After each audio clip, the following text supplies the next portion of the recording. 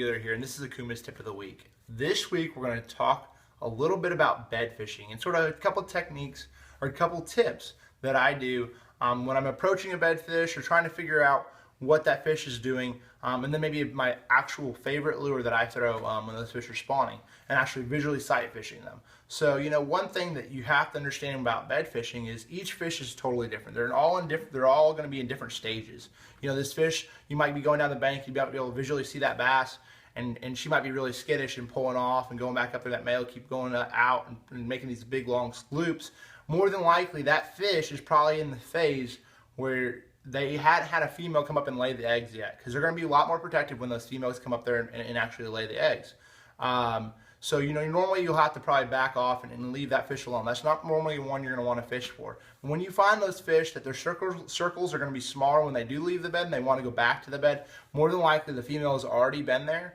Or if there's a female around, she's going to be around the bed somewhere if the water's clear enough. So one bait that I always utilize, and I feel like it's the best bait to get this fish to react, is a little crawdad, a little trigger X flapping claw, a 3-inch, because you know, one thing bedfish are notoriously known for is biting the claws and getting that little bait and ripping pinchers off and stuff like that. So what I use is that little 3-inch trigger X flapping claw in a green pumpkin color, just sort of natural color. One thing that you see a lot of guys throw the whites, the chartreuses, so they can visually see it, and I do throw some of that stuff. But the natural colors will actually get that fish to react quicker.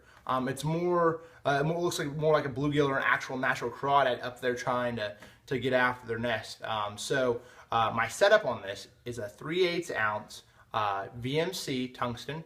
I throw a little VMC peg on there so where I can sort of snap it up there, and then a 4/0 heavy cover flipping hook. And so what you'll see right here is now with that 3-inch flapping crawl with that straight shank, it's going to be able to where there's no room for that fish to just grab the head of that bait and not get hooked. If he eats that thing, if he grabs it right here and I set the hook, he is going to be hooked, and that's really important to getting, because you might only have 1 or 2 opportunities to get that fish.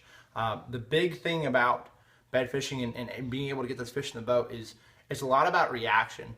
You have to decide and figure out what that fish wants. So I'll pitch the bait up on the bed, and I'll let it sit there for a second, let him come back in the nest, and he'll be looking around, sort of looking and seeing what's going on. And then if I feel like he's got a lot of interest in it, he might be a sweet spot on that bed that he won't like it at all. But I'd say 80% of my fish that I actually catch, I catch them snapping it.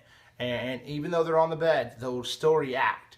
They'll come up there and react to something. So actually snapping this bait with that 3/8 ounce weight and snapping it up, and letting this fish, they'll come there and they'll open their mouth up. And when you see them open that mouth up, you definitely know that fish is catchable and that there's a possibility, sooner or later, if you can get that fish fired up, you can get him to bite it. Now, rod setup is key on this also. I'm going to throw a 7.3 TCS Scott Martin Okuma rod. Now, this is a heavy action rod. It has enough tip on it to where I can pitch it around, but it's still not, I don't throw a 7.6 or 7.11 on beds, because the problem with that is, if I'm in tight corners, I'm around a bush or something like that, I want to be able to pitch it around and get it to that fish several times. It's all about getting that bait back in there and keeping that fish, really aggravated at that bait. So I'm going to throw 17 to 20 pound fluorocarbon, because normally when they're on beds, it's just about getting that fish irritated and mad and enough to where he'll come over there and stomp that bait out. And then last but not least, I'm going to use a fast gear ratio, 7-to-1 gear ratio, Helios Air Okuma reel. And that's going to get more fish in the boat. So hopefully this tip helps you guys out next time you're out on the water bed fishing.